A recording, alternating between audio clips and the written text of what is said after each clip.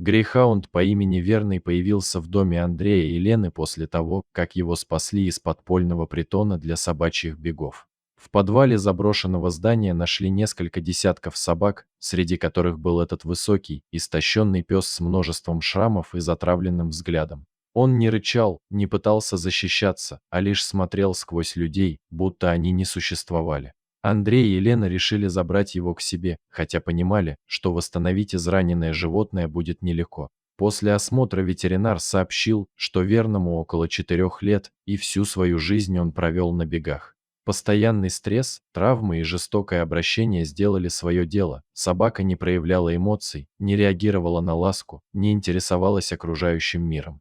Первые дни в новом доме пес проводил в полном безразличии, часами сидя в дальнем углу сада, словно статуя. Андрей и Лена пытались достучаться до его души, покупали игрушки, предлагали лакомства, устраивали прогулки, но это не приносило результатов. Единственное, что приносило псу хоть какое-то облегчение – бег. На прогулках Верный носился с невероятной скоростью, будто пытаясь убежать от собственных демонов. Андрей, наблюдая за ним, думал, что пса тянет назад, к бегам, но ветеринар объяснил, Верный убегает не к чему-то, а от чего-то, от боли, страха, воспоминаний. Каждое движение пса словно отражало его внутреннюю борьбу. Прошло несколько месяцев. Верный немного поправился, его шерсть заблестела, а раны затянулись, но душевные травмы все еще давали о себе знать. Он избегал ласки, не играл с другими собаками и не проявлял интереса к людям. Андрей не раз задавался вопросом, смогут ли они вообще вернуть пса к жизни. Но Ленна, несмотря на сложность, верила, что со временем все изменится. Она убеждала Андрея, что нужно просто быть терпеливыми и продолжать окружать пса любовью. Переломный момент наступил неожиданно. Лена узнала, что ждет ребенка. Эта новость изменила не только их жизнь, но и поведение Верного.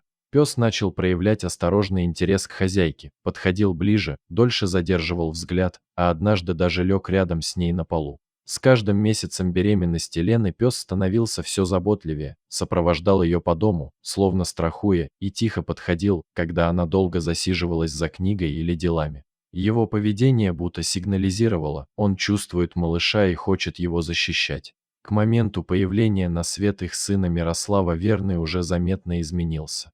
Когда Лена с ребенком вернулись из роддома, пес удивил хозяев, он подошел к хозяйке и осторожно лизнул ее руку, первый раз за все время. Затем он сел рядом с коляской, положил голову на край и внимательно смотрел на младенца, словно спрашивая разрешения быть рядом. Этот момент стал началом новой главы в жизни Верного. Пес взял на себя роль защитника малыша. Он не отходил от коляски, приносил к двери детской комнаты игрушки и сообщал родителям о том, что ребенок проснулся или заплакал. С каждым днем Верный все больше раскрывался. Когда Мирослав начал ползать, пес терпеливо помогал ему, подставляя бок для опоры или преграждая путь к опасным местам. Его нежность и внимание к малышу поражали Андрея и Лену. Самые трогательные моменты происходили по вечерам. Верный устраивался под кроваткой малыша и начинал тихо петь, едва различимый скулёж, похожий на колыбельную. Эти песни были адресованы только Мирославу и звучали так, будто пес изливает всю свою душу. Постепенно Верный перестал стесняться своих чувств, он уже не боялся подходить к хозяевам, принимал их ласку и даже играл с другими собаками на прогулке. Душевные шрамы, казавшиеся неизлечимыми, начали затягиваться. Через полгода после рождения Мирослава Верного было уже не узнать. Он превратился в внимательного и любящего друга, который с радостью разделял с семьей каждую минуту. Каждое утро начиналось с того, что пес проверял детскую комнату. Он точно понимал разные виды плача ребенка, знал, когда тот голоден, когда ему неудобно или просто хочется внимания.